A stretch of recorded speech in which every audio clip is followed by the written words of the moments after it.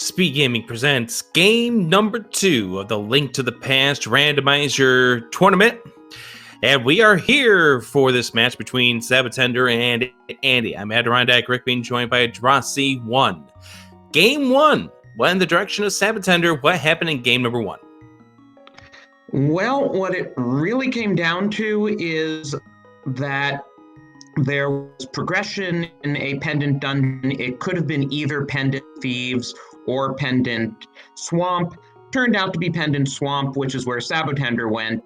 Andy, on the other hand, full cleared pendant Thieves. And since it was green pendant, he went and turned in green pendant before then to Swamp and getting his progression. And final result was about a 3-minute difference between the two runners. So Andy's figured here that making it 6-6 might not come down to a single item then, because theoretically they get their choice of 6 dungeons to clear. What do you think about the 6-6 setting? It definitely can put into a different set of mindset. Maybe the hook shot may not be required for Andy in that circumstance. Maybe perhaps a different item. Maybe it won't be an ice rod hunt. We don't know. But 6-6 does have a funny way of backfiring and forcing the runners into a specific number of dungeons. We saw that happen in one of the earlier races that was 6-6, and it put the item that would have allowed you access to that 7th dungeon in Ganon's Tower. So it can backfire, and we are off and running. Let's start at Link's house. We get 10 arrows. Yeah, that backfire can especially happen with Turtle Rod and the Ice Rod winding up in Ganon's Tower. Then clearly you're not doing to rock. So Andy's heading on over towards the uncle. That may be a defensive play based on how sab0tender plays on his seeds. He may not normally prioritize heading on over towards the uncle early enough, but Andy's going to go ahead and kill a guard and do a pull of the tree to see what we have for our tier 1. It turns out just to be hearts. sab0tender, meanwhile, is going to be playing around with the 50-50 game with these bushes. And he succeeded in farming 3 bombs already, so that'll give him a night through Kakariko.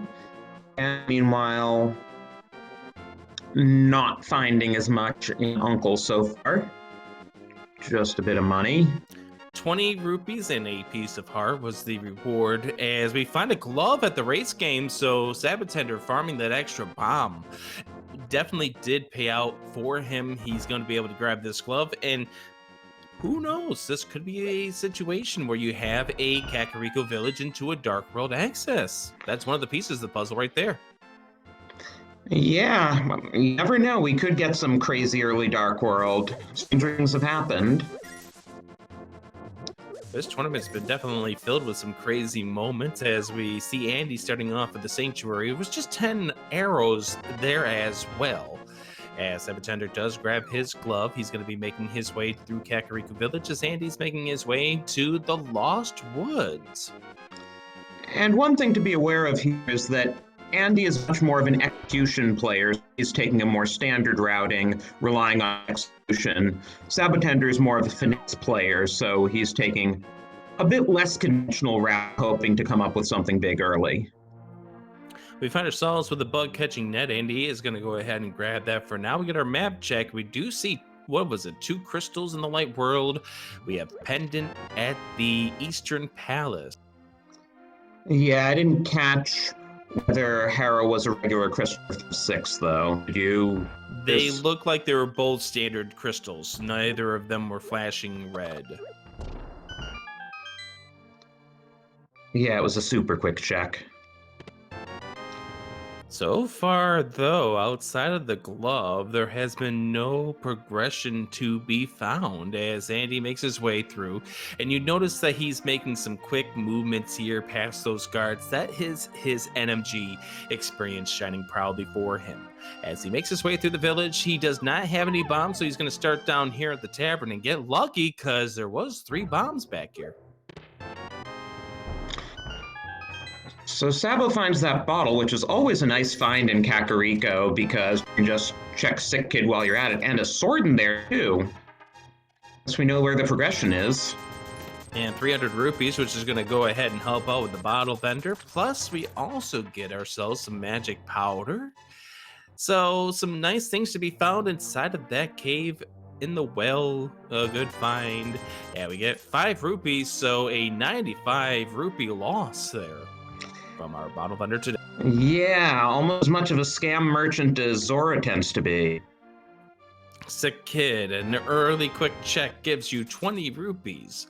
Now, what kind of bee did we end up getting from the bottle? We don't know based on the texture that it shows right now, but if you are hurting for rupees, you could sell that to the bottle vendor. If it's a good bee, you can get 100 rupees for it, but we aren't going to really worry about that just yet.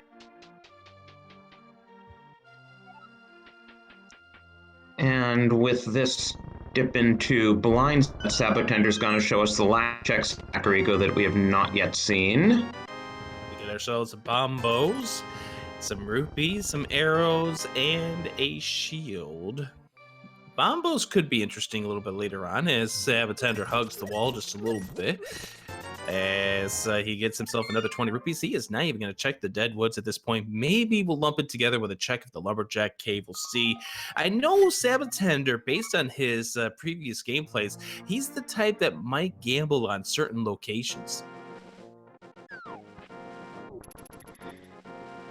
Yeah, and it's also interesting, not that sab0tender's picked up any magic yet, but with that early sword, Bombos is immediately usable, so could be interesting to see if either of our runners use it to clear us enemies pretty quickly.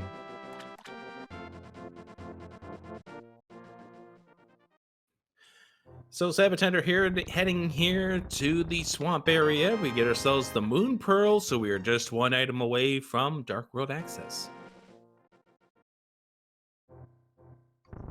Well, we were discussing the possibility of Dark World. And Andy's actually going to have to spend some money to go get those gloves. He was not able to farm an additional bomb. Yeah, but it's a case where he has to get those gloves. It is a required here. 20 rupees underneath the water, and sab0tender's going to say absolutely no to that, even though Zora could still be a possibility. That glove does open up Zora as a routing possibility. It is in logic.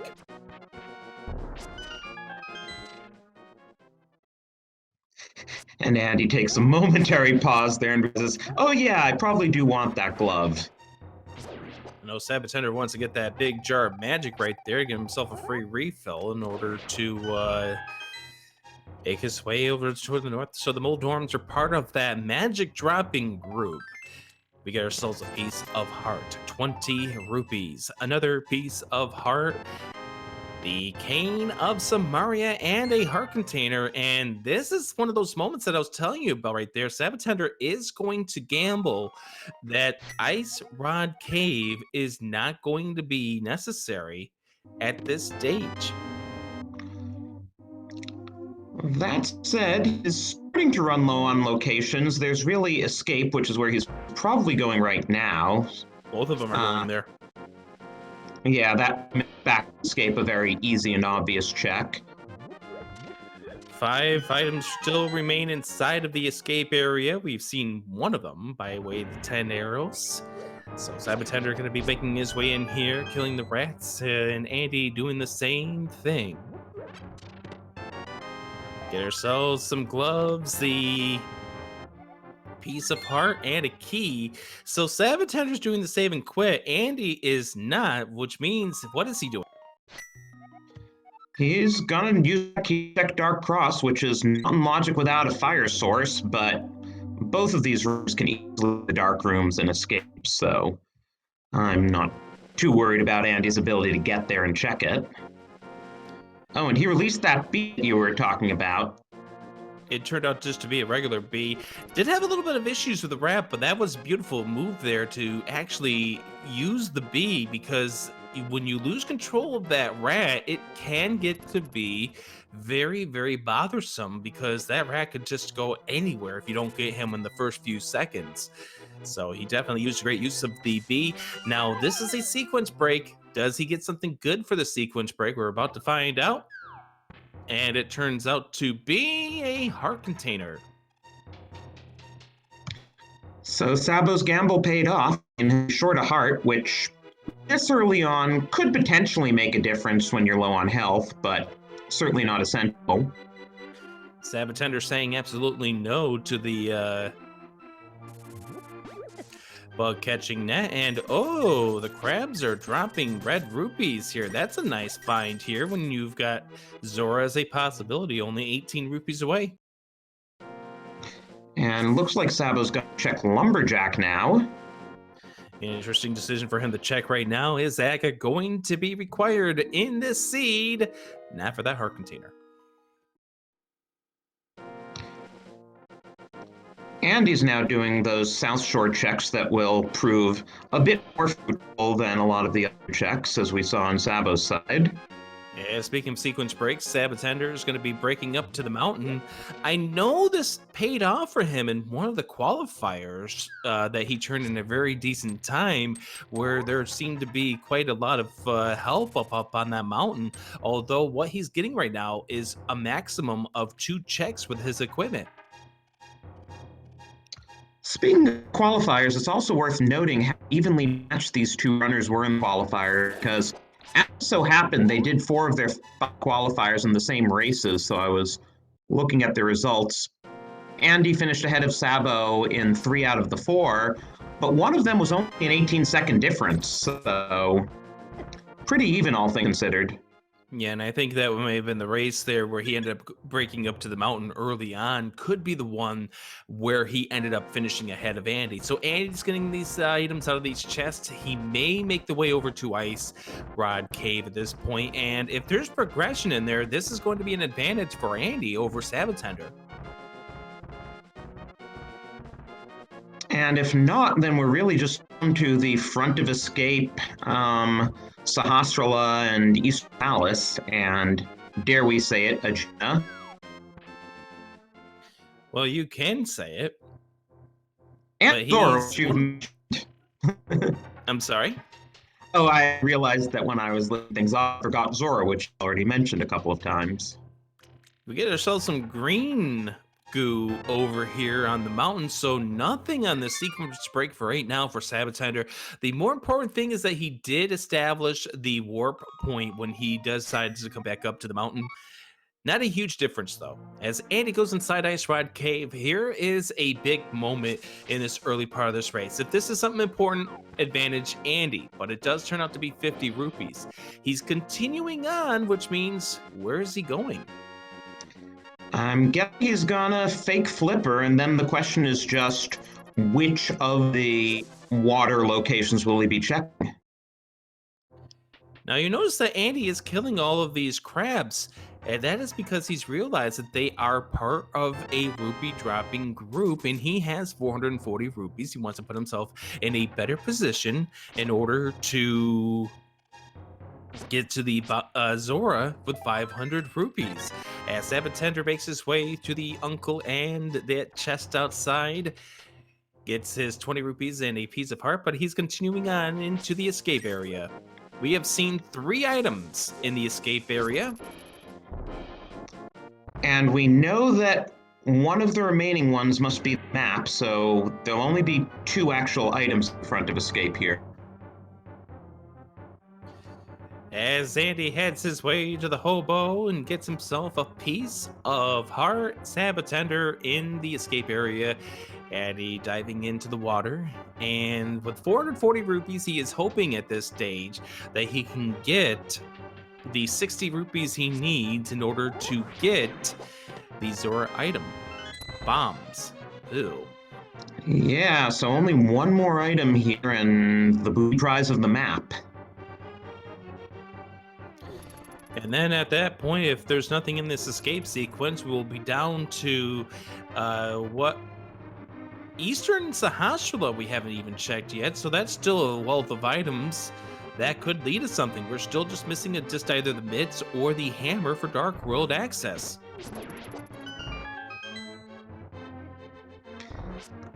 And if it does turn out to be the hammer for a progression, you've got to want. Okay, I was on the wrong track. Now, sab0tender, having not done Dark Cross, knows Zelda Cell has to be a map, so unfortunately this is going to be a little bit of a waste of time. And we got ourselves a bottle with a fairy. Andy, without the rupees to purchase the item at Zora, is going to do a save and quit. sab0tender getting ready to face with the ball and chain guard. And Andy will be picking up that Titan's Mitt in about maybe 2 minutes tops. As sab0tender is going to get poked by the green guard and go back to start, he'll go ahead and check the cross to find the heart container.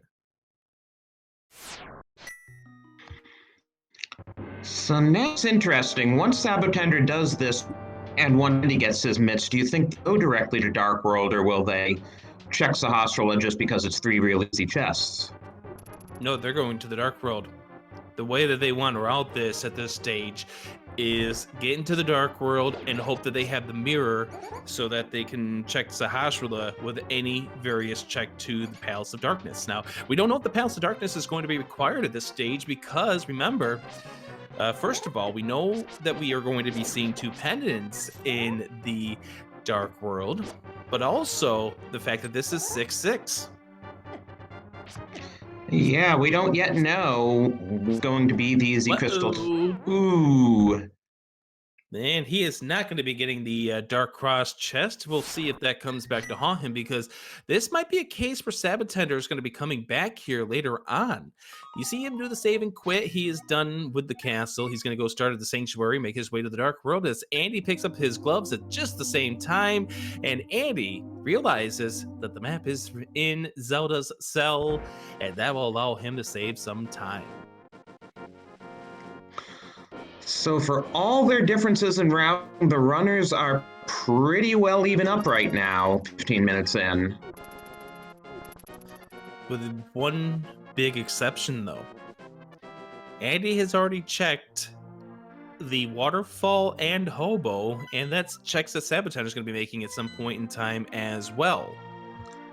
But Andy did not have Zora money, so when sab0tender does those checks, he will be able to check Zora while Andy's now orphaned that location. And he also hasn't checked Sick Kid, so he's about to pick up the small prize for that. And we get our map check. And Skull Woods is our green pendant. I did see a 5/6 crystal over at Turtle Rock. That's all I saw.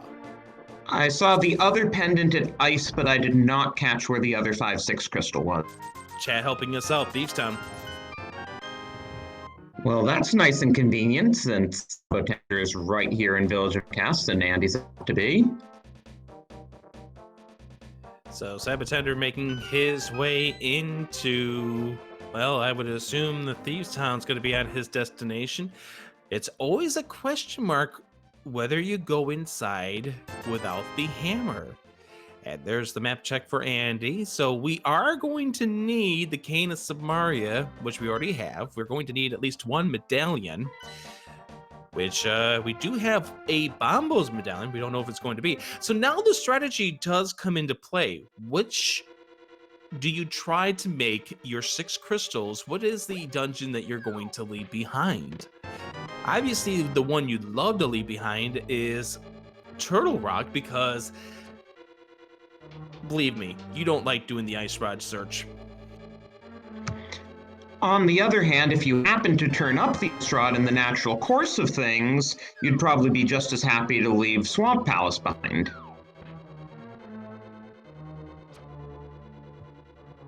And for that matter, it could be something weird like the Muse in Ganon's Tower, and you're going to have to leave Swamp Palace behind and find the Ice Rod for Turtle Rock. Yeah, just because we're speculating on the 6/6 right now does not mean we're going to have a true indication.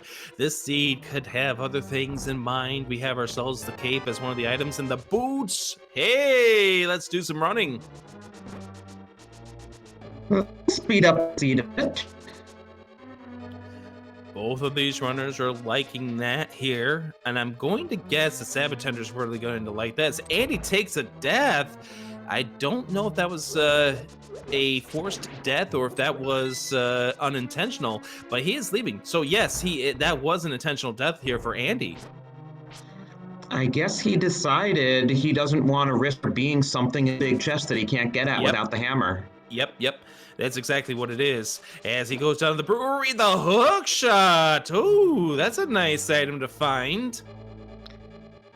And now for sab0tender, having created that safe spot on Death Mountain, once he gets the hook, he could, if he wants, even quit, respawn on Death Mountain and do East Death Mountain.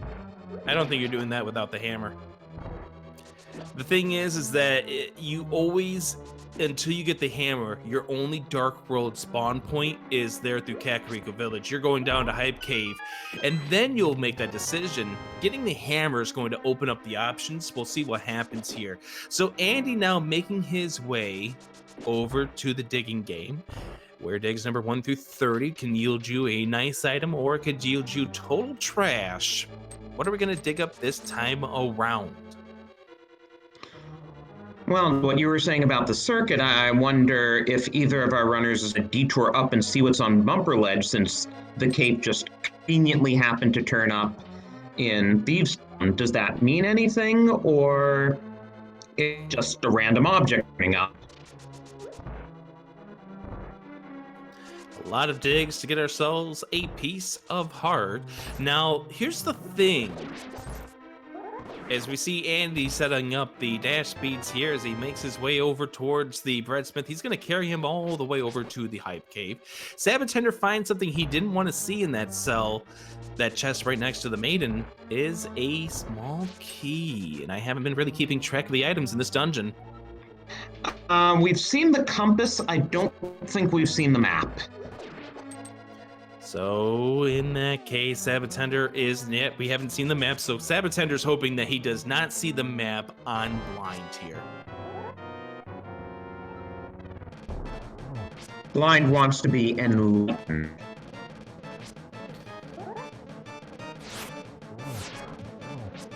So sab0tender here trying to keep blind to a script at this stage, doing a pretty good job with this blind fight so far. 1, 2, and 3, that's beautiful. And there's the hammer in the Hype Cave and a heart container. So no, we do not need the hammer for this Thieves Town. The map is in the big chest. And as you were saying, sab0tender almost certainly will take that loop around. He will get the hook shot. He will get the hammer. The only question is, will he detour north and see what's on Bumper Ledge? Doesn't look that way.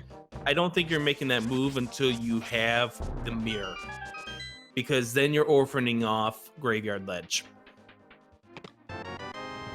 That is true.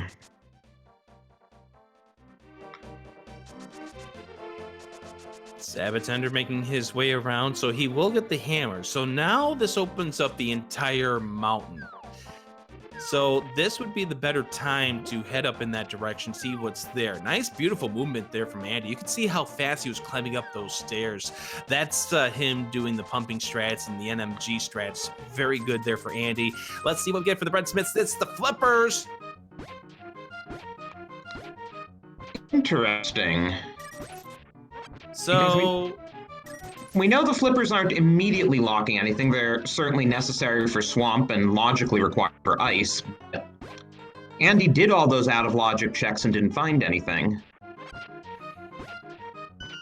But it might throw more weight into the dungeons like Ice Palace. It might throw more weight into Swamp Palace. Although we are still lacking a mirror for Swamp Palace at this stage, as sab0tender makes his way around. He is not going to grab the breadsmith, so he's lacking on those flippers just yet.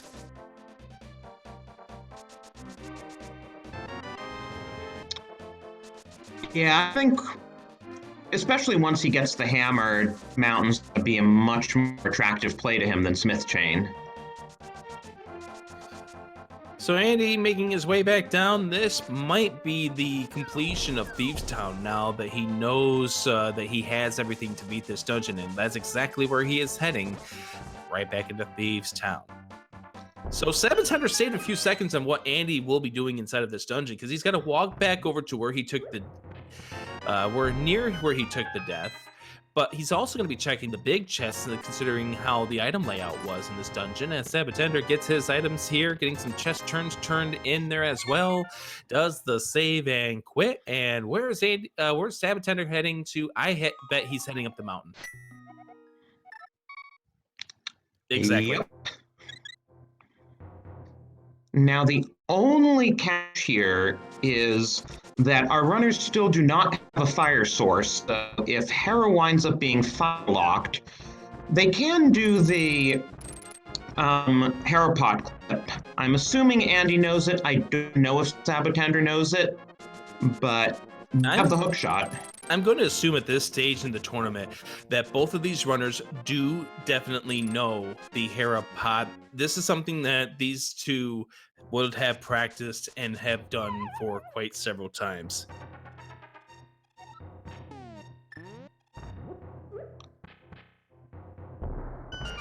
sab0tender hitting through Paradox Cave. 7 items here. Bombs. Bombs. So many bombs that Link can't carry them all. Well, you know, Mini Moldorm Cave is an all red cave. Maybe this will be an all blue cave. If that means we get a mirror, that would be perfectly fine. But that red rupee drops the color scheme, piece of heart. Heart container, it's all red upstairs. Nope, that's a sword upgrade. That is blue. As sab0tender gets ready to do the bomb here, he's going to head on over towards, I would assume at this stage, he's going to go into the Tower of Hera. Unfortunate drop.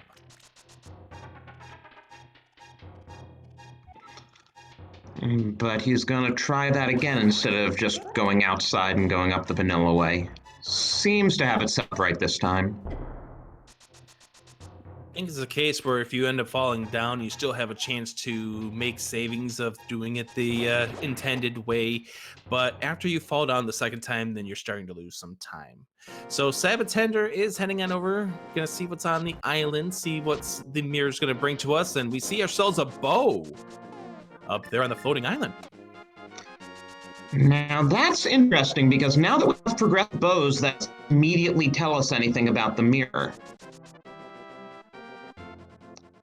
Because for all we know, the mirrors in Ganon's Tower, and those are the intended silver arrows. And you're 100% correct on that assessment. We get ourselves the small key out of the first spot, the playpen, or whatever you want to call that. Andy finishing off with the blind fight will get his heart container. And sab0tender gonna go check this chest. Does get the big key. And he is choosing not to Hera pot. Well, it's one of those things, if you can't get it in the first try or two, it's probably a time loss, so I could see if he's feeling confident in his ability to immediately get the Hera pot, he'd rather, you know, take the safe route. Now, you mentioned about the cape earlier. Andy is going to go ahead and check this right now because he had already checked the stuff to the south. This makes sense, and it's just for a piece of heart. So sab0tender getting himself the map. Did not want to see that map at this stage. It looks like he's trying to set himself up for checking the big chest. Gets himself bombs. When you have hookshot and the boots, Hera big chest is so easy to check because you can just hook out over and bonk back and you don't have to worry about any fancy setups. So now sab0tender is hoping that Moldorm drops the second item. If Moldorm drops the compass, then you're a little upset because you've got to go downstairs, and without a fire source, you're not going downstairs. So we've now seen all 3 shields, by the way. All right, the third's on Spectacle Rock, which I'm sure neither of our runners is going to pick up. Oh yeah, for certain. And Moldorm does drop the compass, which does mean item is downstairs. Though even if you have a fire source, you then have to worry about playing the odds. Do you want to take all that time with the coffee break? So at least sab0tender doesn't have to make that decision right now. So don't forget, this is a green pendant that Andy is in, trying to see if he can't find anything of importance inside of here. Does see the shield as the first item. Maybe he might find the second item over here. No, it's the big key. Maybe it's in the pinball room. Another version 31 change where this no longer needs to contain a small key, and indeed it does not. Unfortunately, it does not contain an item. So if the... Oh, Bombos is the medallion required in order to get into Turtle Rock. Andy, oh, that is a uncharacteristic miss on the bomb jump there for Andy. Oh, he misses it twice.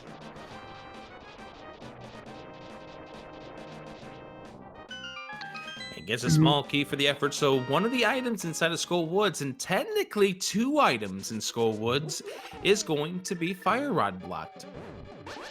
Speaking of Fire Rod, Sabo is actually dipping Turtle Rock and seeing how far he can get without the Fire Rod. Yeah, maybe he might find something big in here. This is one of those gambles that sab0tender's going to go heavy on. Maybe it might pay off. And don't forget, because sab0tender does have a game in hand in this series, he may choose to make some of these gambles with the hopes that it does pay off and gives him the advantage here so he doesn't have to play a game 3. And basically, sab0tender can keep going as he keeps finding keys, and exactly the right key placement is theoretically possible to go all the way to Laser Bridge. Andy checking Peg Cave to see a single rupee. And he will save with the chest in hand here to get himself to the locksmith as sab0tender continues to find a key.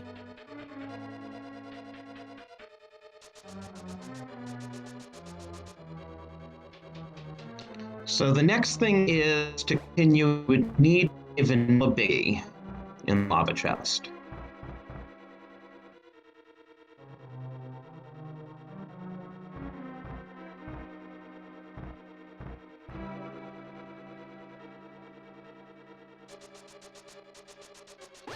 The other problem with doing this without the Fire Rod is those Hoku Bokus are quite a hard kill. When sab0tender takes a debt to the pokey, those things hurt really, really bad when you're on green mail. We find 20 rupees over on the desert ledge, and sab0tender is saying no, he is done.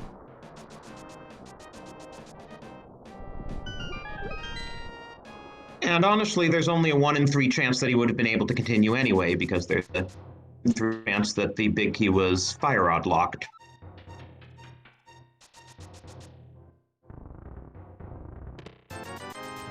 sab0tender finding 300 rupees and 50 rupees for a grand total of a whole lot of rupees on top of what he already has.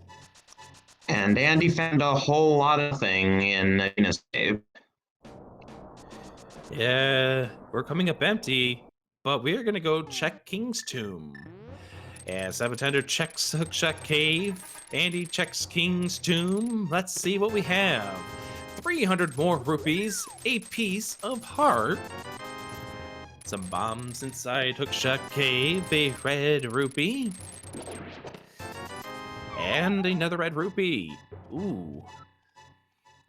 sab0tender is continuing on, so he's going to go back into Thieves Town, or rather Turtle Rock.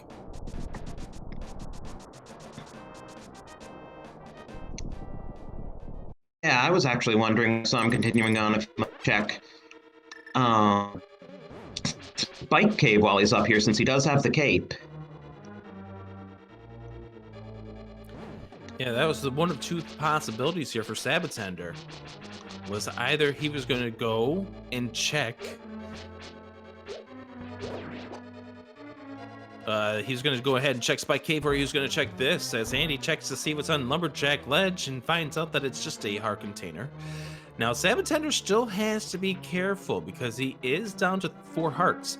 Now, the one thing that sab0tender should be doing is powdering the anti-fairies, especially in that one room there, to try to keep himself alive.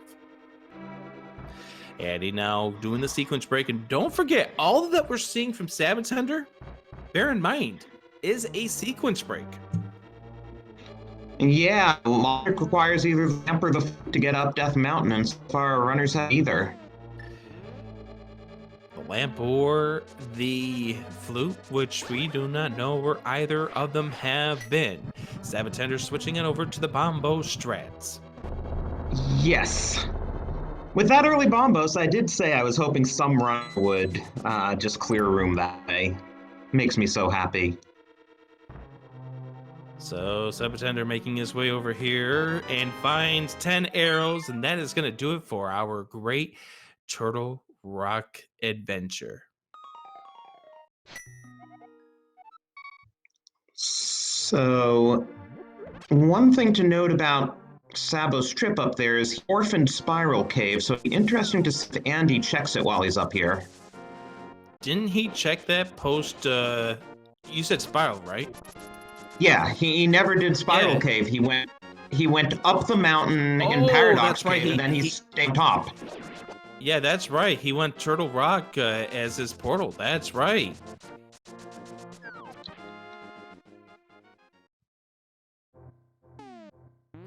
And we are now at 34 minutes in, getting our first check of the pack 3 of Sahashula's hut, and we get 10 arrows, a piece of heart, and bombs. Spear 1 checks. So now, is Sabo gonna dip eastern, or is he gonna take the portal and go in pod? Which neither finish without the bow. I think at this stage where he's walking, he's doing Eastern.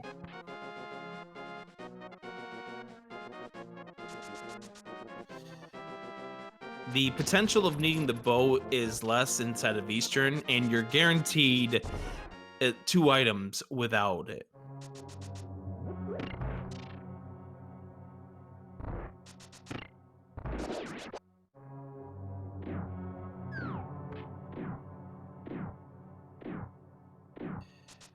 So, to the chime of the pendant music, sab0tender is in Eastern. Get ourselves the map in the first check. Andy's showing off that specialty hovering of his.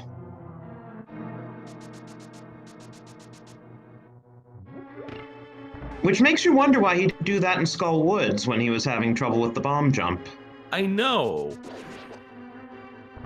But at that point in time, he wanted to get it off just to show this seed, how do you do? So it's a heart container. It's the first of the 3 items inside of this Eastern Palace. As Andy is activating the portal, we'll find out, okay, he has now decided, no, I don't want to activate the portal just yet. I want to go ahead and go into the Tower of Hera.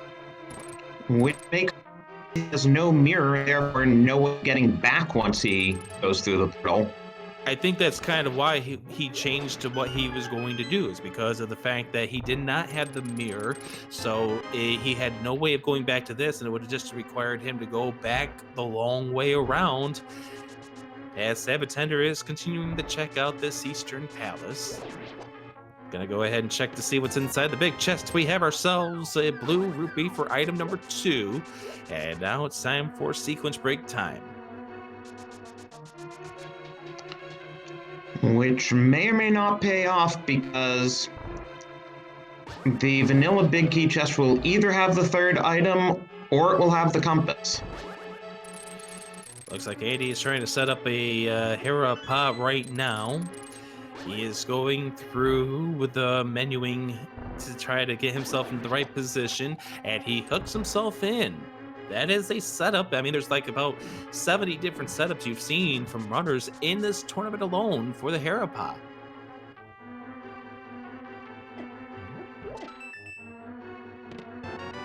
And the Armos item, Armos will have the final item, as sab0tender wants to take a death because he wants to go to the Palace of Darkness next.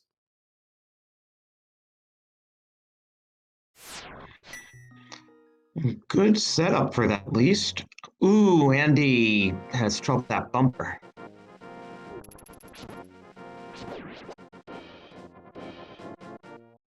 I'm trying to think.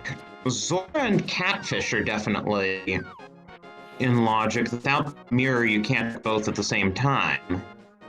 Yep. And also, we still have the pyramid as well. We do. What else have we seen, though?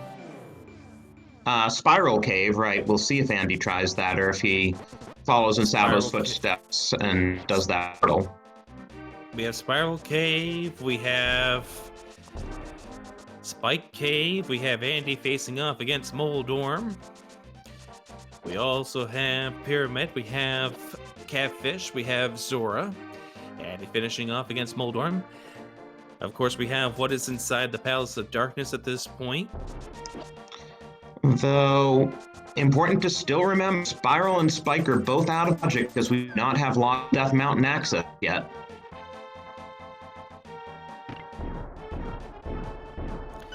At this point, it could very well be a double dip of a dungeon just to get a lamp to come back in later. And here is the Spiral Cave check for Andy. So if this is something big, sab0tender will be in trouble. We get ourselves a key inside of the first chest inside of the Palace of Darkness, so sab0tender can continue in here. Now, he does have green potion, doesn't sab0tender?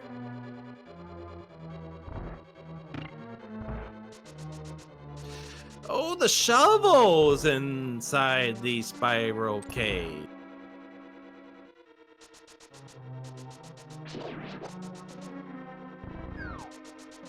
If we're gonna fetch quest coming up.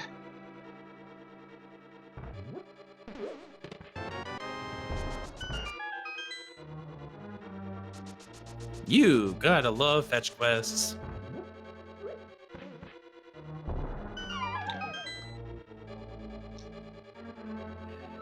So, for those of you just tuning in, here at the 40-minute mark of this race, this is game number 2 for sab0tender versus Andy. If sab0tender wins, he is moving on to the round of 32. If Andy wins, they will force a game 3 tomorrow night at the same time. This is 6-6 open defeat Ganon. Andy, as the loser of game number 1, had opted to reduce the crystal requirement for this game. sab0tender placing that block so he can turn just a little bit of magic to use the green goo for the bubble trick here.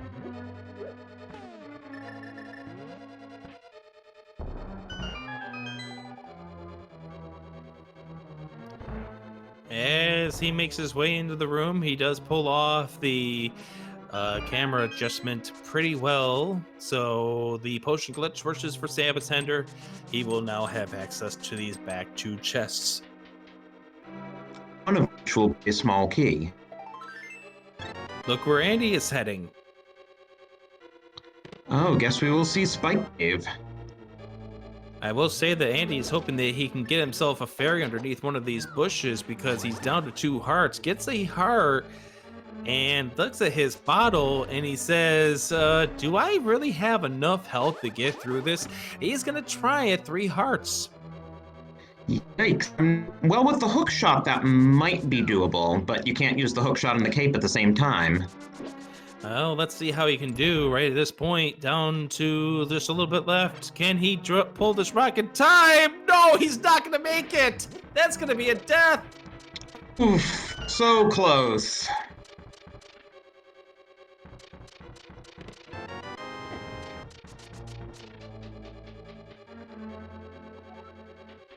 He needed another heart. Okay, sab0tender breaking logic yet again with the dark down here. That is our final small key, though, so... everything else is items or dungeon items.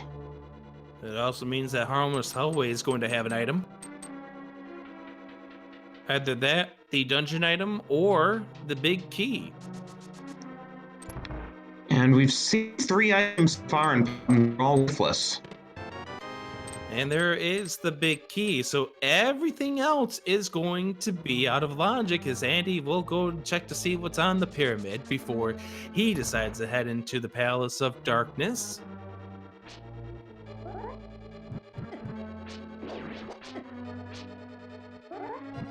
Pyramid has a single rupee, and he has no interest in that, as sab0tender gets himself a rupee hoard. And Andy is not checking Catfish. He's got his eyes set on the same place that sab0tender does, the Palace of Darkness.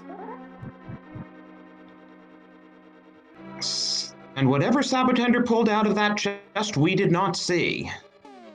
Which means it probably was a dungeon item. Yep, it's the fire rod is in the big chest.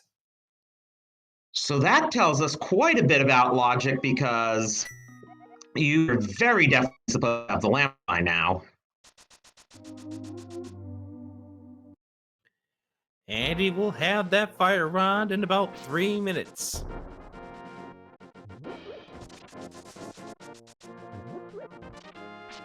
sab0tender checking the boot stuff that we saw from Andy a little while ago.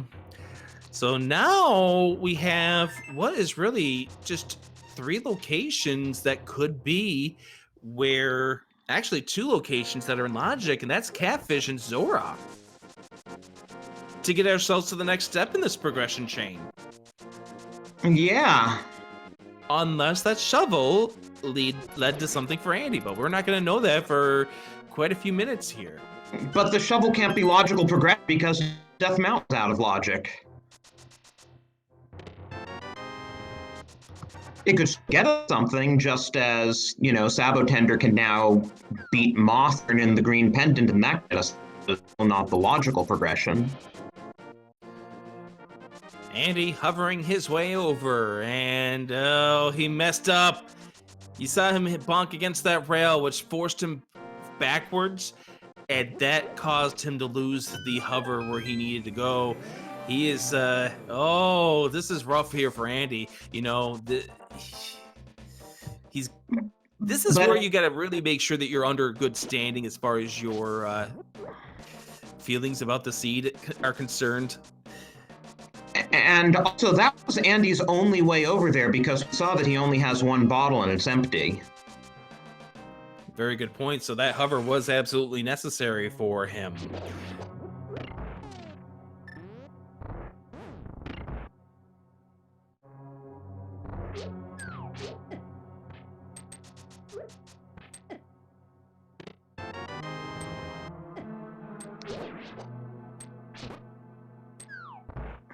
Now, I'm assuming sab0tender, yeah, he's gonna go straight to the back, which is a good idea, especially since we know the second item is back here, so he won't have to touch the front at all, and he'll get the green pendant for his troubles, which he can then turn in.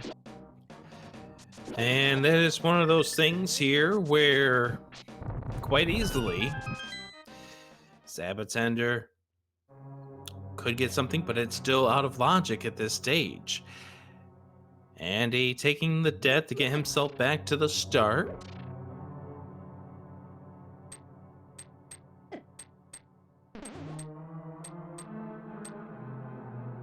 sab0tender is pretty clearly setting up a death warp here.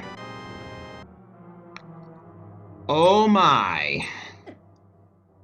That is probably required, since we still haven't seen the Mire yet. So Turtle Rock could be a required dungeon. sab0tender thinking about it, but realizes that he's talking green pendant here, so he's going to continue on.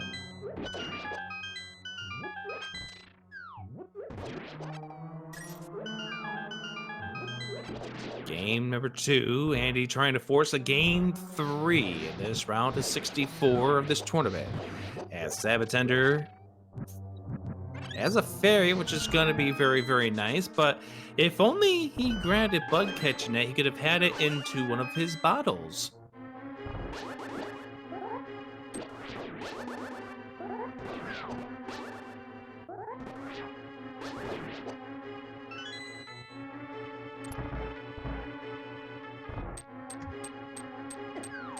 Well, sab0tender's still got some magic left, so hopefully between the Farad and the Master Sword, this won't be too bad a fight.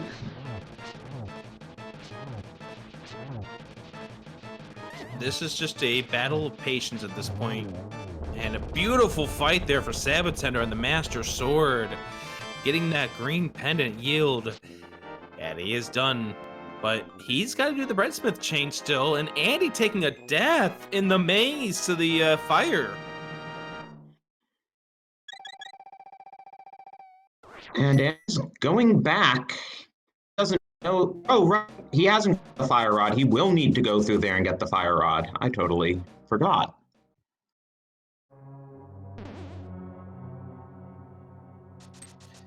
This is uncharacteristic for Andy, who is always one of the players that you consider a top gunner in this. He's won a tournament. Now he's going to go ahead and pull off the hammer jump here. And this is what's going to allow him to pick up the fire rod and say, hey, Dodongos, I don't need to deal with you guys. Now, you were saying in terms of Andy having trouble. This tournament overall has been interesting for a lot of our top finishers from last year's tournament. Fane was runner-up to Andy, and he didn't even make it out of groups this year. And Korek was fourth place, and he just got eliminated earlier this week. So something about our top runners from last year just seem to be struggling this year.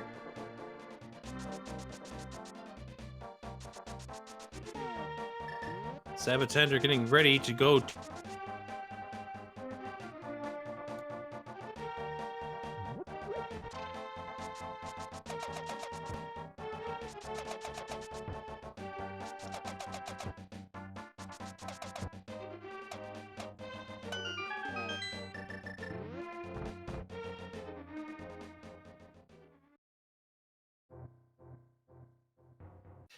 Hammer pegs for sab0tender, yielding a green rupee.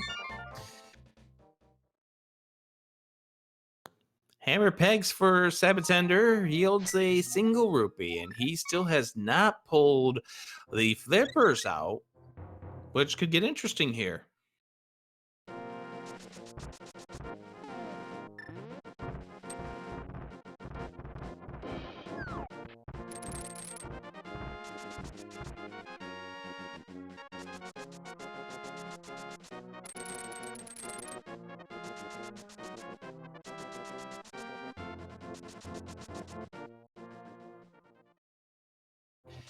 And it looks like sab0tender is making his way on over to Turtle Rock once again.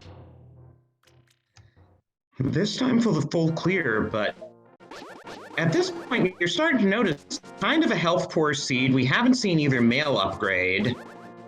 9 hearts and green mail and Master Sword is not how you really want to go through Turtle Rock if you can help it.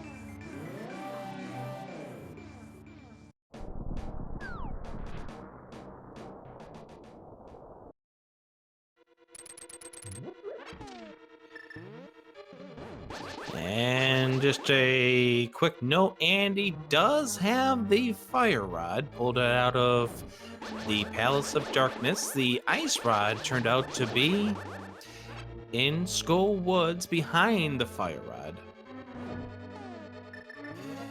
sab0tender back inside of this, the Turtle Rock. We know that the big key is going to be in this next room.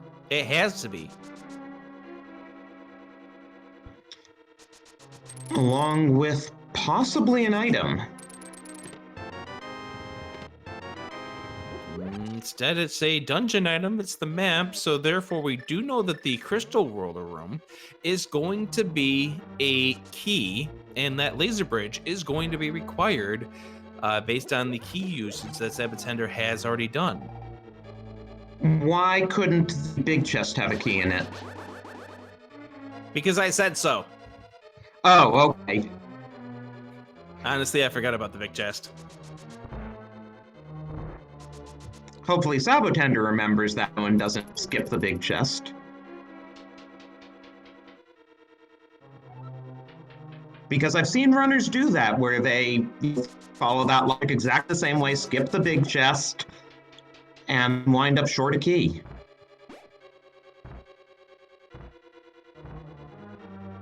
There's never anything important in spots that you've checked before. or you've left behind. There's never items in those places. Speaking of, Andy is going to finally show us what's in Dig Spot. Oh, okay, here we go.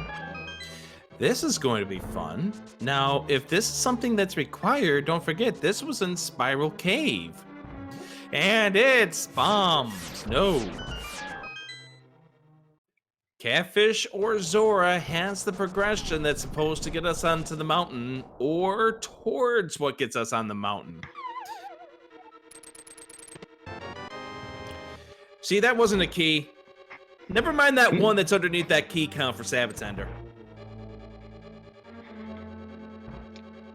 Hey, maybe Crystal Roll will have a key too, and Laser Bridges all of them.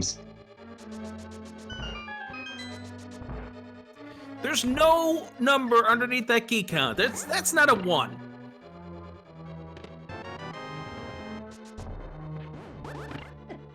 Trinex is going to have an item. Yeah, and there are 3 along with the key.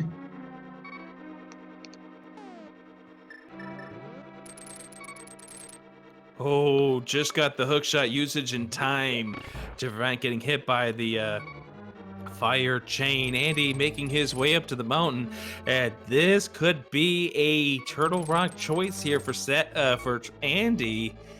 And this is going to result in a repeat trip up the mountain for him. Yeah, because well, I mean, who knows? Maybe we'll be able to get through without beating Turtle Rock if we find the way to get through Swamp Palace. Andy heading back up here, trying to see if there's something nice and important up here. Ooh, sab0tender almost hitting him to death right there. And Sanctuary Heart when you're down to 1 heart. What a find! Wow! Of all the heart containers. And the mirror! Oh my! So now, while you're up, do you go to Mimic Cave? While you're up here, you get that bow. Absolutely. And now Sabo will probably do Spiral Cave as well, though we know it's nothing. And then the question is, does he do Hera Basement? Now, here's the thing. This is not a bad ending here for Andy. We mentioned that he may have to come back up the mountain. Well, that's not entirely true, because he's only missing the ice rod, so unless Trinex drops something like the flute, Andy's not in a world of problems right at this stage, because he could make this the crystal that he forgoes in this 6-6 match. Yeah, it's be interesting to see what the item of choice is. sab0tender taking it patient. He's got to keep mindful of his magic. He does have enough, though. So, for Andy's sake, you're hoping that Trinex doesn't drop a medallion that could be used to get into Misery Mire or the flute. Maybe even the book. Oh, I don't know. The book probably isn't that big of a thing here. sab0tender working around the Trinex. He is down. So now the question is, what is the item on Trinex? It's just 20 rupees. That is good news here for Andy. sab0tender, meanwhile, will probably have to do Smith Chain at some point, which is now going to be a lot easier with the mirror, to be sure. And that mirror may draw him over to the Smith Chain. But first things first, sab0tender wants that bow that is on the floating island.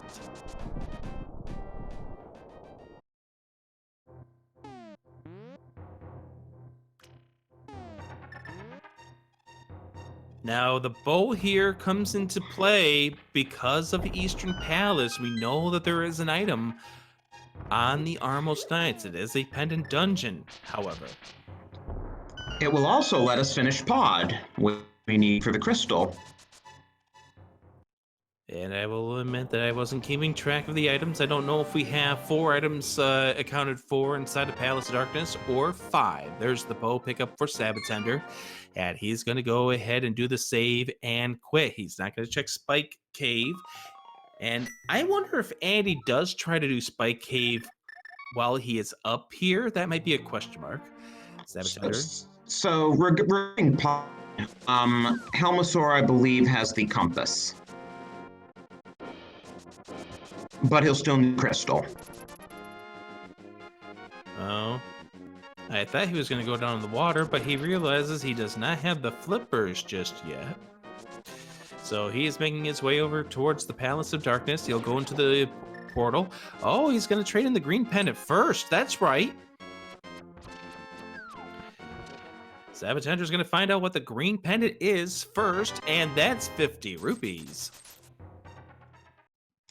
Well, that's a blessing for Andy, because I don't think dipping wood is on his priority list. Well, we'll see if he decides to take that there and what he'll do if he gets the ice rod. It's a very, very difficult decision at this stage, especially considering the execution issues that we've seen from Andy. He might be worrying about where he is placed in this race. And this is a do-or-die match for Andy. So as we're nearing the 1 hour mark of this race, just a brief little note about here, if you're trying to figure out what's going on, is Andy gets the mirror. sab0tender's ice rod, that was inside of Skull Woods. The flippers that Andy has, that's on the breadsmiths. We are playing 6-6 in game number 2 of this best of 3 series. The round is 64. In brackets, sab0tender had won game number 1. Andy's choice was to take away a crystal requirement for this seed.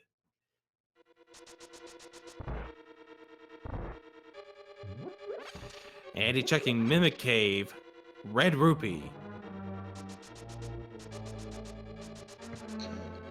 So, yeah, for the most part, Andy and sab0tender have both been lucking out with the checks each of them skipped.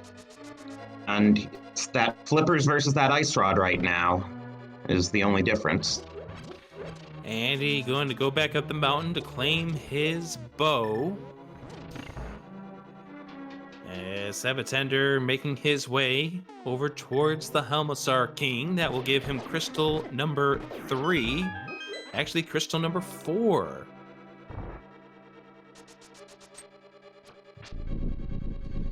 And don't forget, the way 6-6 works, there could be an item inside of Ganon's Tower required to be a pendant dungeon. We saw this in one of the earlier matches today when a medallion that would have gotten you into one of the crystal dungeons was in Ganon's Tower. So it could very well come down to the flute being inside of GT. But they need to find the book somewhere else to do desert. 100% correct. On the flip side, if sab0tender does turn up there's a 1 in 3 chance he's in go mode if it turns out that Misery Mire is bombos locked.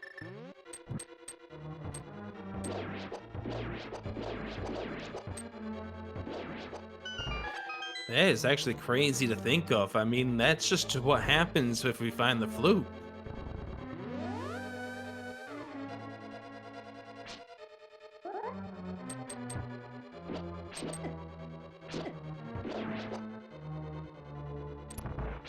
sab0tender getting ready to face off against the Helmasaur King. Gonna have to be careful with 4.5 hearts. Helmasaur King does hit pretty hard. Does 2 hearts damage if you get hit by his tail or by his body. But at least the vanilla game is only expecting you to have green mail here. Nice spins there for sab0tender, getting double damage on 3 of those hits. 2 sword slashes remains. He does that. Helmasaur is down, drops the compass. There's crystal number 4 for sab0tender, as Andy is going to give us a new spot in our lives, Swamp Palace, by use of those flippers.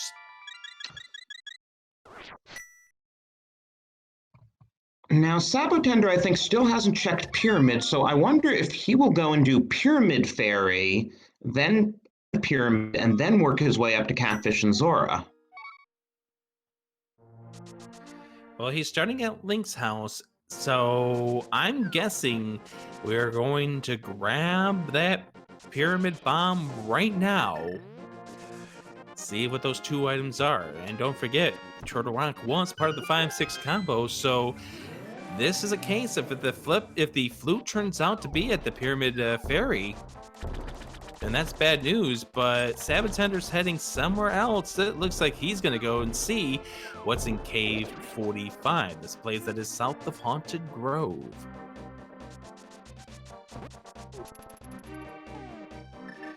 Compass to early find inside of this Swamp Palace. And inside the south of Haunted Grove cave, sab0tender finds, well, that's a nice and useful, not required, but you're definitely going to take it.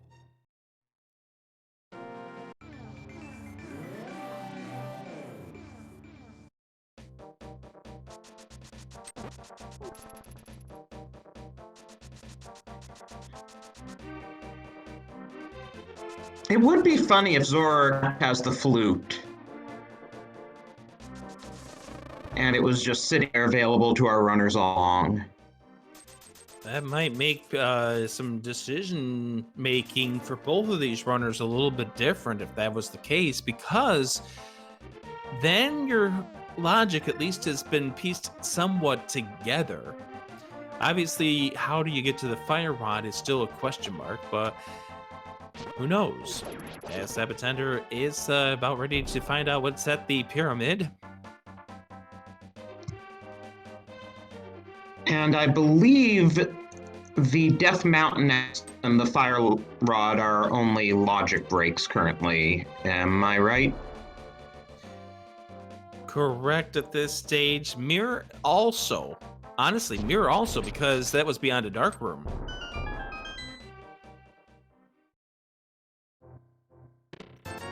Red Rupee, and, well, that's interesting. That's the Quake Medallion. We don't know how interesting that is until we make our way over towards the Misery Mire area.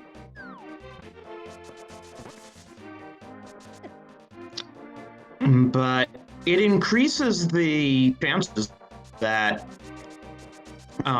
Flute would no mode for Saba. Ooh, we got two items on Left Side Swamp.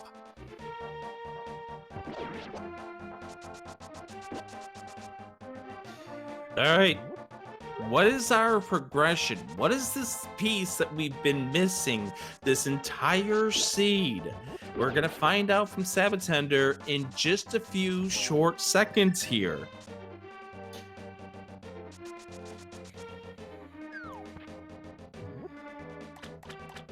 Here we go. Catfish, what do you have for us? There's the flute. That's your Dark Death Mountain access. Oh my, and sab0tender is now in Schrodinger mode, with a 2/3 chance of being in go mode. Nice So he combat won't need here this. against targets for Andy.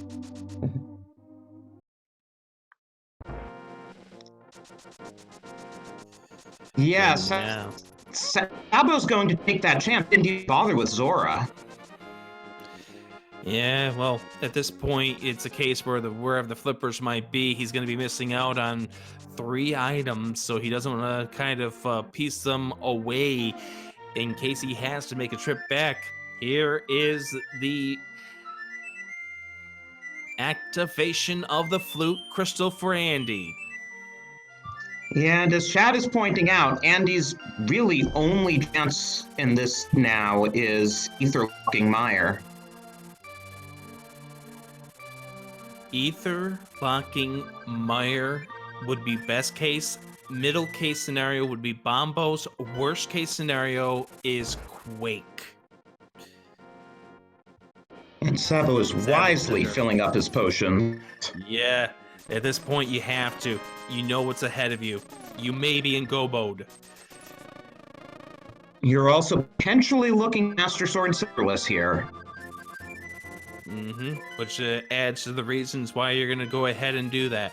And he finds the single arrow inside the big chest in Misery, or rather in Swamp Palace, which is Misery indeed. And here we go, sab0tender running up, and we find that it is Bombos. So if Andy makes it Catfish sometime soon, he will be able to get into Mire, and sab0tender is officially in mode. Now, on the subject of Master Sword Silverless, one thing to note about 6-6 is the amount of junk in Ganon's Tower is proportional to the number of crystals required to enter it. So in normal 7-7, there are 15 junk items guaranteed in there. In 6-6, there are only 12, which means there could be up to 3 additional useful items compared to 7-7. And also means that there's still the possibility that an item to be a crystal dungeon could be in there. But at this point, less likely, obviously, because we got all the items. We know where everything is to beat this entire game if this was 7-7. Indeed, and it's going to be interesting because the runners are going to have a different set of crystals. So you can pretty much guarantee at this stage, Andy's either going to forego Misery Mire or Turtle Rock. It's easier for him to get the flute than it is for him to get the ice rod at this stage.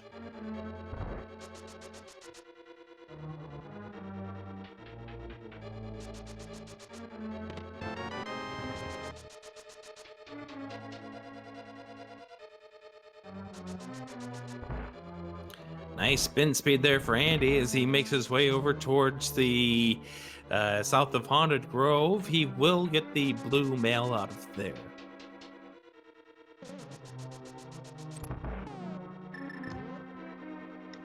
And now the question is, how deep will Sabo have to dig to get the big key here in Misery Mine? The other big question is, where will Andy go now? I wouldn't be surprised if we start seeing Andy make his way over. Well, never mind. He is going to prove me wrong with that assessment. I was going to say I wouldn't be surprised if he makes his way over towards the Palace of Darkness to beat that dungeon. Andy doing the spin speed here, making his way up. And this is going to be checking to see what's at the Fire Rod blocked locations over in Skull Woods. sab0tender making his way over towards Vitreous. Andy is not going to be happy to see that ice rod at this point. Absolutely not, considering the fact that he is nearly full cleared the Turtle Rock. One item remains over at Trinex. And he's had some difficulties, has Andy, some uncharacteristic plays here. Some issues with his hoverings, a couple of deaths that he has taken here. Maybe the pressure of playing in a game 2 is getting to Andy. Don't let that take away from Andy's abilities. This is a really tough field.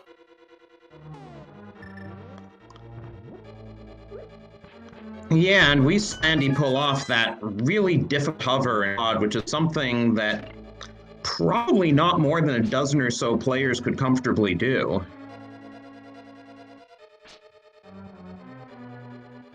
Because it wasn't just a hover, he also had to cover the railing. Yeah, absolutely.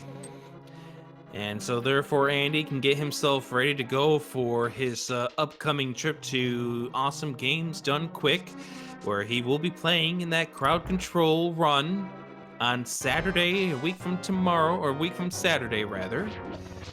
That should be a lot of fun. We got parallel boss fights. Ooh! sab0tender got a little too greedy. A little too greedy. Touch the enemies instead of the goo. And he's going to have to go back to start. And he's going to have to shake this one off. Little does he know he still has a lead, but it all depends on how quickly Andy grabs that flute.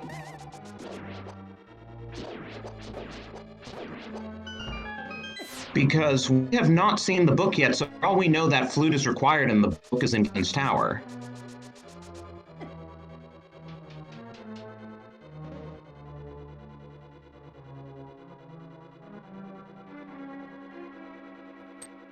So sab0tender making the walk back, and this is going to be a very characteristic walk here for sab0tender. How he feels about this walk is going to be shown in the next few seconds. If he feels nervous, you'll probably see some jerky movements going on here. It all depends on how close he feels Andy is to beating him. You're at an hour 13 in. This is 6-6. You put off Catfish for a long time, and Andy, for all you know, may have checked Catfish at a reasonable time in this seed.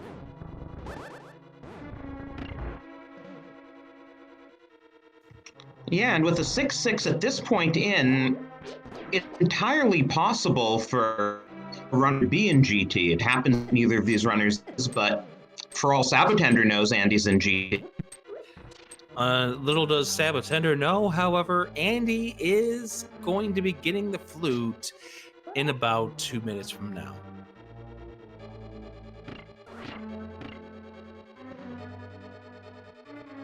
Ten arrows on the graveyard ledge for Andy. sab0tender, trying to make his way through the final of the dark rooms, has cleared them, and I would assume at this point that we're going to see sab0tender trying to powder the anti-fairy. Hopefully he remembers that he has the magic cape to at least allow him a little bit of running through the goop here. That would be a really good thing to remember, but it does not seem to be that way as he goes back into the goo and does a few swings. Gonna have to keep an eye on his hearts this time around, and that was really close with the way the eyeballs were. Switches on over to the arrows, takes a bop, going to the blue goo. Yeah, you gotta do it at this point, as Andy's about to pick up the flute.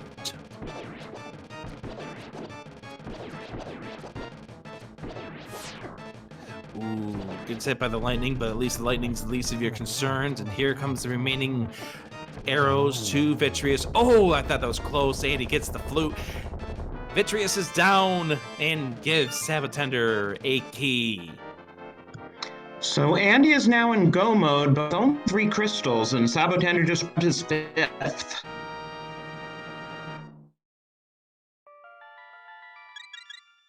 And Andy also doesn't know he's in mode yet because he will have to make a Mire and see his bombos.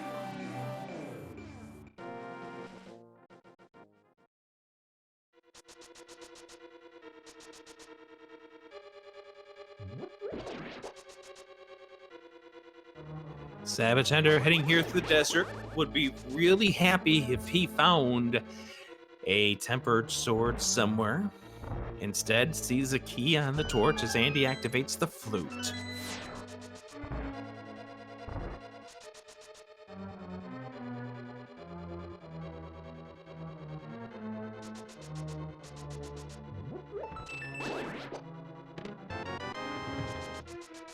With that big key, sab0tender will skip the right side, so he'll not know what the items are in there.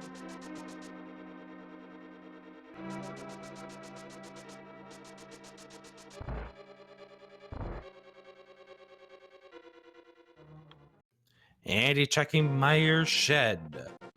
Mire's shed yields a piece of heart and a fairy in a bottle. That would have actually saved sab0tender in the first go around. Do we think Andy's looking for a sword? I think Andy's looking for a sword at this point. I mean, you know the difference between Master Sword and Tempered Sword. It's not a major difference for a runner like Andy, but it is definitely a time saver. Oh yeah, having to do 24 spins versus 12 spins in the last phase of Ganon is huge.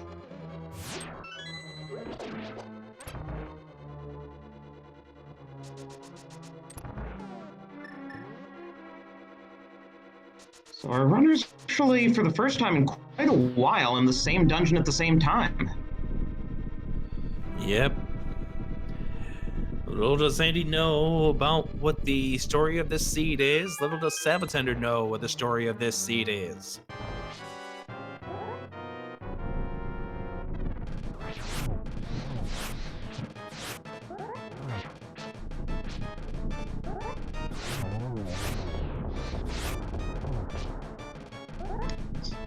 sab0tender having some trouble with the fire rod there.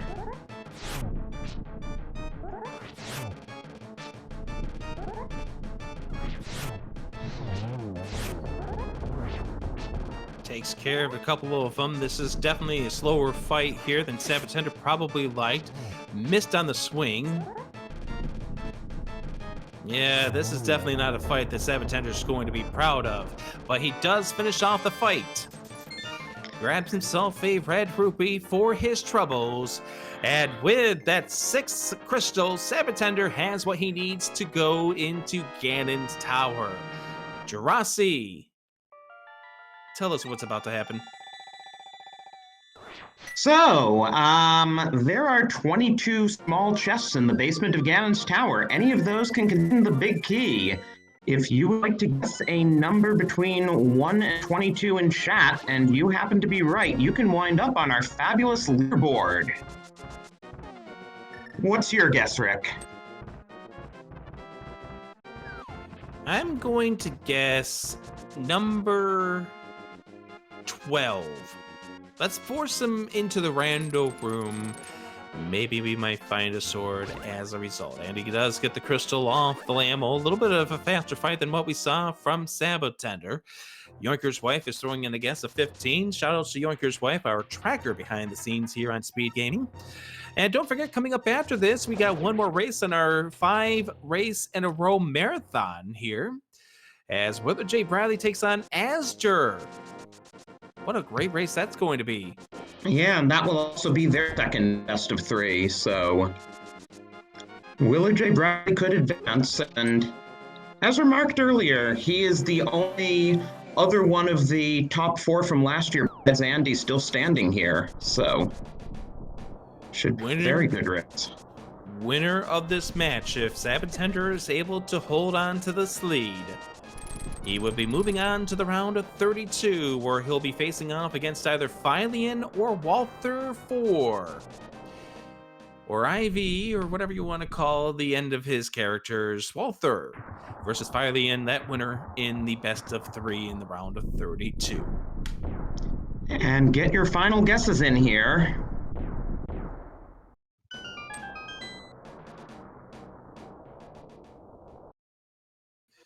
So here we go. It is time now for Ganon's Tower, filled with great mystery and great prizes.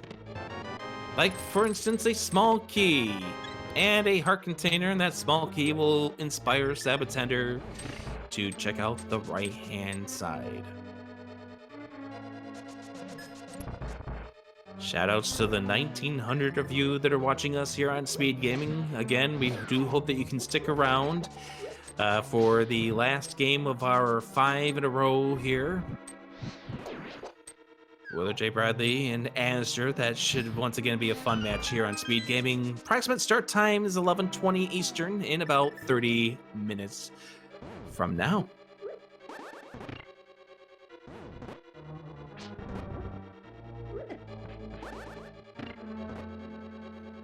sab0tender having a little bit of an issue getting around those Gibdos.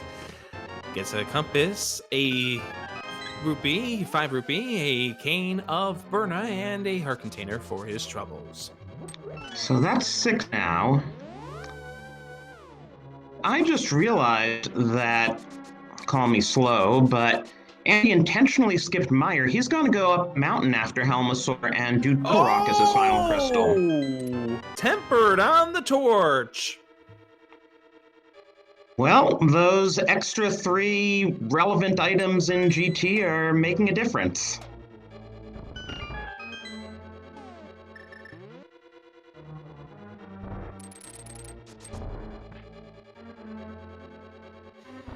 Helmets are down for Andy. And with that, Andy's heading back up to the mountain to Turtle Rock, where he will be making his way through there. And the hook was in Ganon's Tower, so too was the red mail. So, Flute was absolutely required this seed. It was the only axe to desert.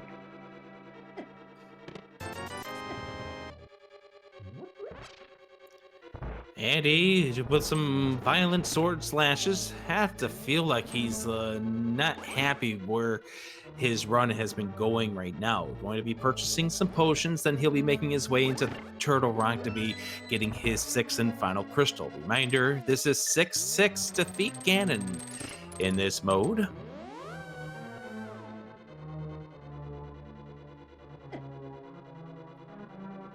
sab0tender making his way through the fire snakes, gets a small key. Now time to check and see what we have in the rando room. This is where I thought the big key was going to be. It's not going to be number 12 anymore. These will in fact be checked 14 through 17 now. So Darasi, what's in number 14? We should find out. It is a small piece of heart. At number 15, and there's the silvers in 16. Wow! Good thing he opened that one. He was gonna check both of them, but then he got the silvers, and that sealed the deal right there. And shout outs to Yoinker's wife, who ended up getting the correct guess in our background here. Also shout outs to the great people here on Speed Gaming who did pick 15 for the correct answer.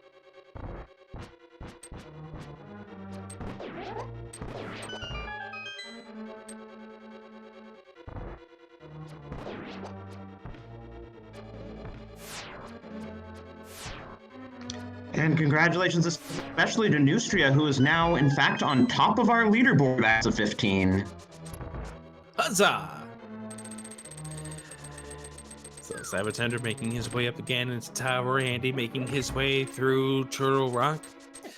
And right now, sab0tender, this is his race, this series, for him to lose. And with Tempered and Silvers, the Ganon fight has just become a whole lot easier than it was looking to when sab0tender entered GT. sab0tender probably at this stage is just wondering, where is that done from Andy? This just seems like a seed that he should have been blazing apart. Little does he know that Andy had some real tough issues with this seed. As sab0tender having some issues in Gauntlet 3. Yeah, I mean, I think nerves have really been getting to both of our runners because remember, sab0tender took at least one intentional deaths himself on Trius and one in the back of Escape. And that might be exactly the reason why sab0tender is so nervous, is the fact that he took that death to Vitreous and had to walk all the way back.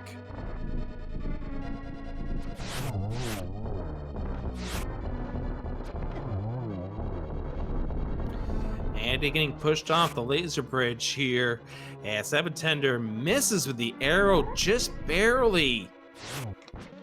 Now there is, as I recall, a stash of arrows under a pot in the next room, but he is going to need to watch his arrow supply, Ganon.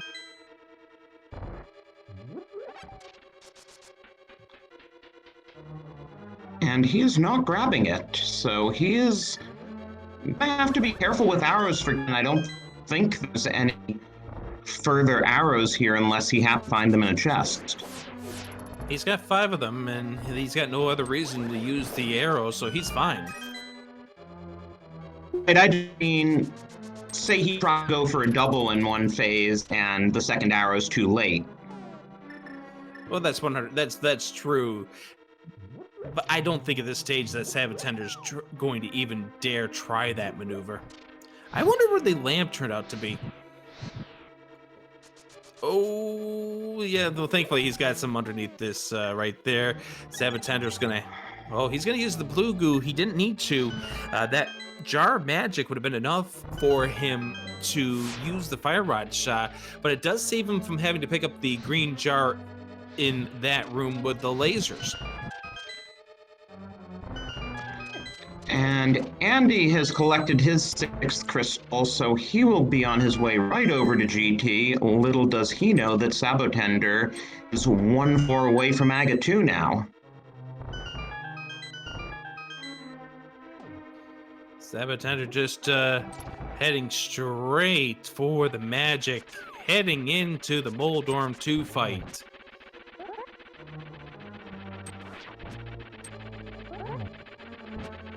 Oh, that was a poke right there, but it does swing and takes care of the Moldorm 2 fight.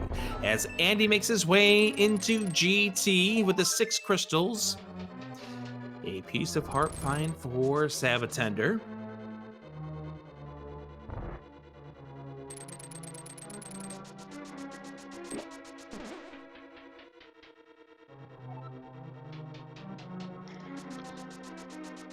So let's see if Andy maybe takes different routing. If he does go full right, could save him a bit of time here. Here's 1 and 2. There's the small key for Andy, and there's the mirror. So he is going to go and get the big key a lot faster than we saw from sab0tender, who went full right. Barely missed with one of those shots right there. sab0tender getting himself the final hit on to Aga 2, and he'll be making his way over to the Ganon fight, where nerves will be a controlling factor on how sab0tender plays this upcoming 3-minute fight. I mean, these runners have nerves. I'm getting nerves just watching this.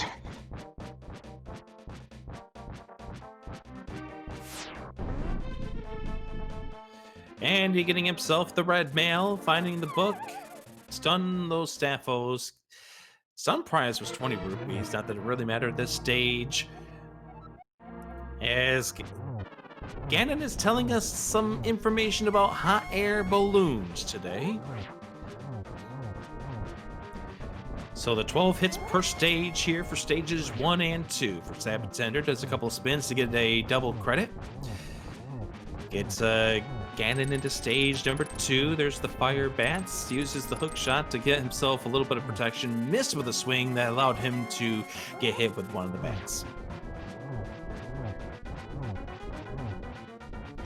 That should be enough hits to be out of stage 2 after these bats go off. But he does another goal. I'm surprised sab0tender did not pull out the magic cape.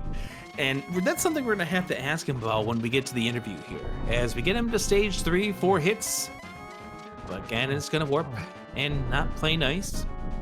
5 arrows remain for sab0tender, so he's going to have to be careful as Andy makes his way into the rando room. Andy is shooting bombs to try to use up the last of them, which will make for a bit easier menuing when it comes to Ganon. sab0tender takes the fall!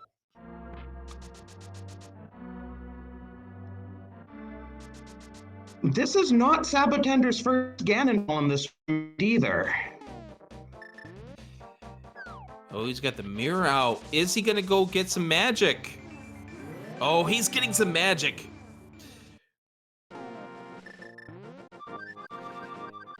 And at this point, now the nerves really show up. Again, sab0tender doesn't know that Andy took 2 deaths inside the Palace of Darkness. One of them was unfortunate, just halfway down the maze room that could have gotten him the fire rod a little bit sooner. If Andy didn't take those deaths, and those were unintentional deaths, this could have been a different race. Wow, that was an interesting bounce Andy just took in Ganon's Z room. He went flying over the pit, taking damage from one of those balls, but didn't fall. Oh, I'm sure he probably did a little bit of hover there to help himself out as sab0tender makes his way back into the Ganon fight. And this is where the nerves are going to be coming into play for sab0tender. He's got to calm himself down, because if you get too nervous now, thinking that you've just lost this race because of that Ganon fall, you will lose this race. You will fall again, or you'll take a death. Either or. And he's facing off against the Lamo 2 fight as sab0tender now trying to spin his way. This is a great setup here in this area here that will get some double hits onto him, and it will allow him to maybe get him in stage 3 without having to do another cycle. I think he already did. There it is, yeah. That placement again truly helps sab0tender. And the good thing here, by the way, is that the fall was before sab0tender used any of the silver arrows, so he still has 5.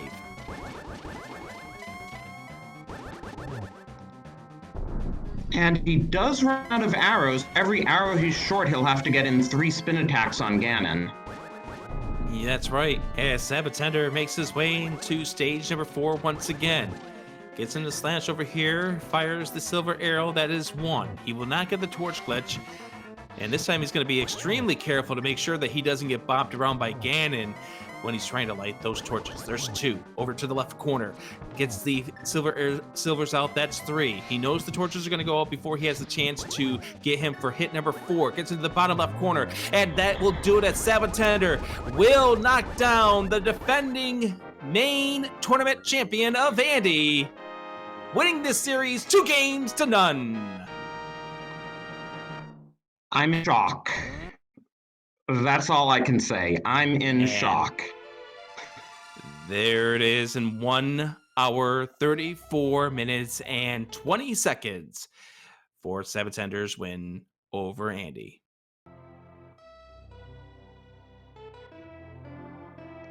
And Andy's got to have seen the dot done, but he's just going to finish it off here. Do a nice hover. Yeah, extremely nice hover there for Andy. That looked flawless.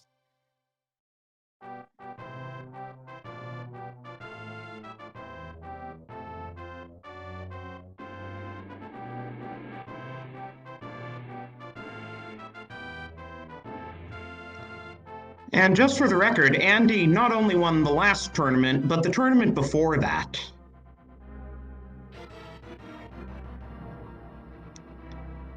Yeah, that is definitely a good point right there. And again, this is not a knock on Andy's talent. He definitely has a lot of talent. Just this series did not go his way. A little bit of luck, a little bit of just unfortunates here for Andy. So Andy about to go off against the Ganon fight. Let's go ahead and bring in sab0tender here to talk about this. And that was, by the way, a beautiful triple-double against Agatu by Andy. Hey, dude, GG. Oh, wow. Hi. How's it going, everybody? that was amazing. It was something. Man, could you tell I was nervous? Like, I feel like I was a little bit nervous. Yeah. You couldn't have told that. It wasn't like you took a death to Vitreous or anything. See, that was like, okay, I've lost. Oh, Zora had the other sword. Oh, hey, that would have been... I was on my way to Zora before that flute showed up, which apparently kind of turned the tide on this one, or at least, put me in a good spot. But yeah, wow, like I threw that match in multiple places, and man, I feel so lucky. Got away by the skin of my teeth on this one. Yeah, Andy ended up taking a death inside the maze room in the Palace of Darkness, and I think that may have been the big thing that caused a little bit of the difference. Plus, there's a few routing decisions difference between the two of you. Mm-hmm. The crystal setup for you two were a little bit different in the sense that you did Misery Mire, whereas he did Desert. And there's the Ganon kill for Andy. Nice finish. Nicely done. Yeah. Finishing with a double, too. Yeah, get your GGs in the chat here for Andy. So, what a race here. And so, sab0tender, I have to ask you a couple of questions, first of all, on this seed. First of all, Laser Bridge. Yeah. How happy were you that the first chest that you opened up with a heart remaining was Sanctuary Heart? That was pretty cool. Yeah. We're being joined by someone. Sounds like Andy's in here too. GG's. GG's, man. Yeah, GG Sabo. Yo. Thanks, man. I don't know how this all Sanctuary happened. Heart there to give yourself a life refill, and my Yeah. goodness. I that mean, like, allowed you to get know, the remainder of it. I mean, the way that laser bridge was going, the way my whole race was going, I was totally fine with just choking it away and taking more deaths. Like, if I got lasered, I would have been like, all right, whatever. I'm going to slowly make my way through these chests and whatever. But yeah, Sank Heart was nice. It gave me that little bit of a buffer to get through the rest of them. Although I don't think I got hit by anything else. So it all worked out in the end. Yeah. And so you went up against Vitreous, you took the death. At that point, did you feel like you had lost the race? Absolutely. Not entirely, I guess. Like, I was almost to the point where I was surprised that Andy wasn't already kind of done-ish. But as we got closer to Ganon's Tower, and then as I got further up Ganon's Tower, I was like, oh, that like 2 minutes or however long that is, that death cost me. I was like, that's definitely going to be the thing that's going to cost me here for sure. And then I fell, and then I fell again, and I was like, okay, now I've definitely lost. I had my chance and I blew it, and and still, like, I'm like, what? and you know you're up against a extremely high quality runner, best like of the Andy, best, somebody who's got a lot of NMG experience, a runner who's got a lot of tournament experience here. He's been here since the first of the tournaments. And it's a case where you're up against somebody like that deaths like that could have been extremely costly. Now, going back to Vitreous, did you not use the magic cape for what reason? What was the reason why you didn't choose to use the magic cape? Well, I was just trying to do a couple of spins there, and I got too deep, and then I didn't have enough life. I was after that. The slash that killed me, or the spin that then ended up killing me, or whatever, I was gonna try and pop out and then use magic or cape or something and kind of switch up the strategy. After I was just getting a little too greedy, a little nervous about the fight, and then I just kind of lost track of how many hearts I had, and then that was it. So you never found the flippers? You know where they were? I did find out that they were on the Smith chain, which is something I was definitely on my way to do. So I don't know. I think lucky that I didn't end up getting those. I think the flippers would have cost me more time. I would have been basically following in Andy's footsteps at that point, I think, and that would have been not good. So let's go ahead and talk to Andy. What's your overall thoughts about this seed? The seed, it was an interesting seed. I just did not come to play today. Right from the bat, it was like super sloppy. Was not focusing. I don't know what it was. You had a couple of really rough moments, like when you took the couple of falls there in Skull Woods, and it's just, how do you get yourself recomposed when something like that happens? Yeah, I don't know. The really one that was like super annoying was the death in pod. Without the lamp, and then the heart spawned, and I was like, okay, well, if I get that, I can survive one more hit and do the rest pretty easily. And then like frames before I was gonna get the heart, the dude walked up and shot fire at me again.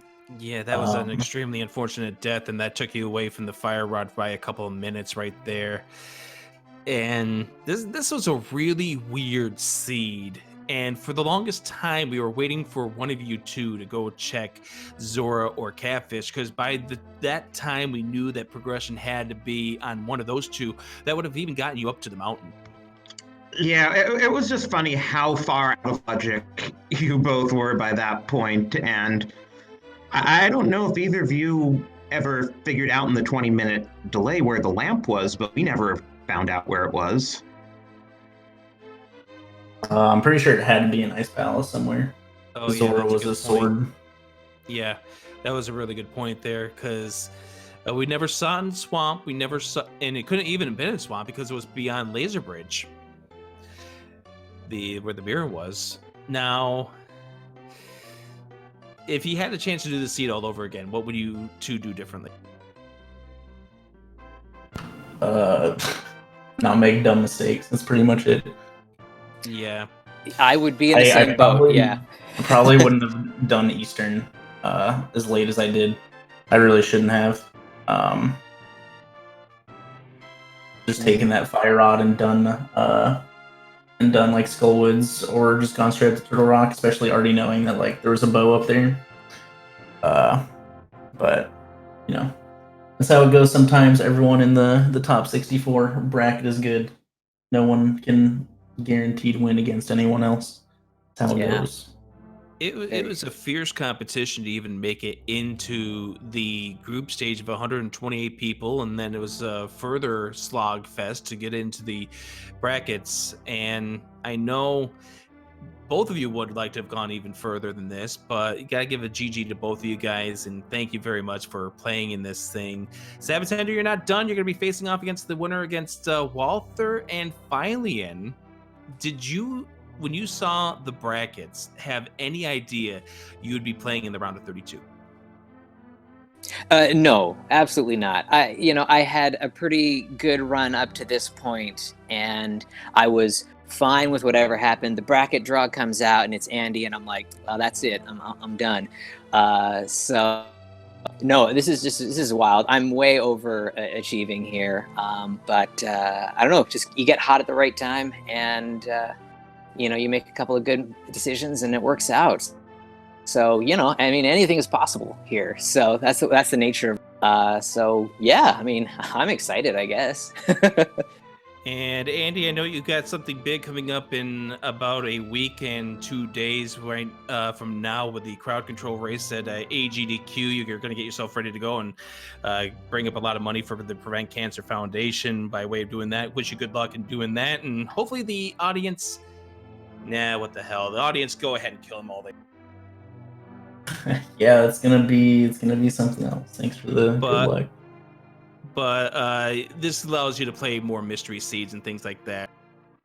Yeah, honestly, the only reason I even joined this tournament was because I gotta give somebody the chance to take down the 2-time champion.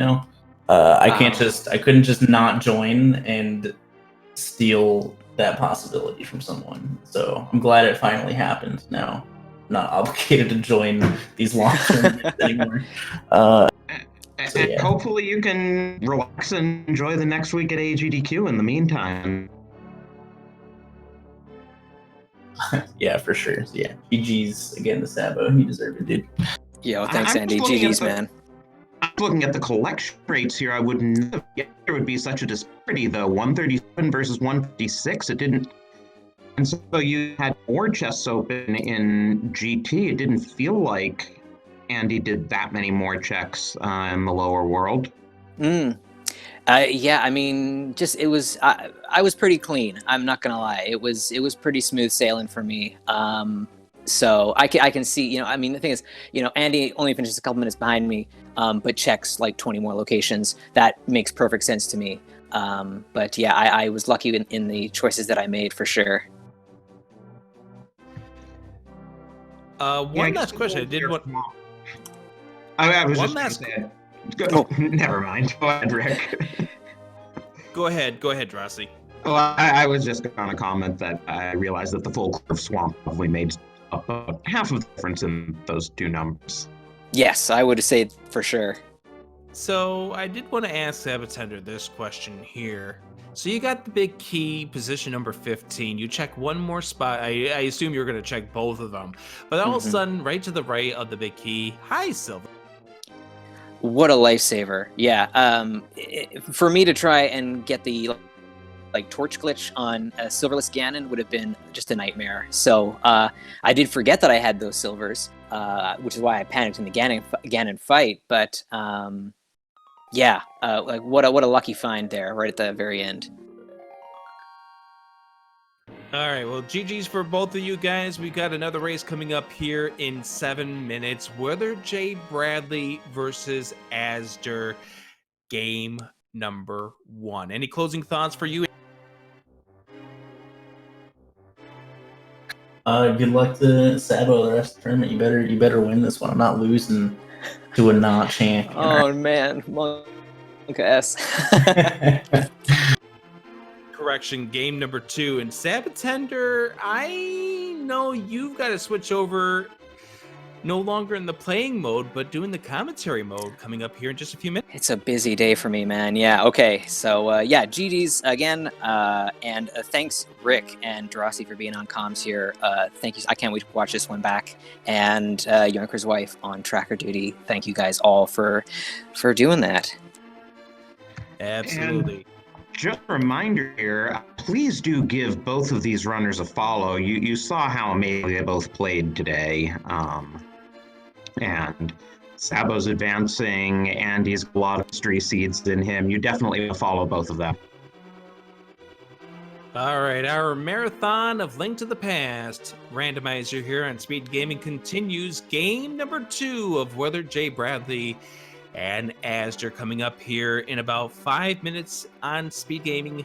I'm Adirondack Rick Drossi 1 and Yoinker's wife on the tracking duty for this match. sab0tender and Shireen is going to take the commentary duties for this upcoming race. So I'm going to say goodbye, and I'll see you if you're heading to AGDQ in Orlando. Otherwise, I'll see you after the game's done. Quick break, and Drossi, you had the final words of this match. Yeah, likewise for me. I will also be at AGDQ. Hope to meet as many of you as I can. And do stick around for this next match coming in about 5 minutes. Should be awesome.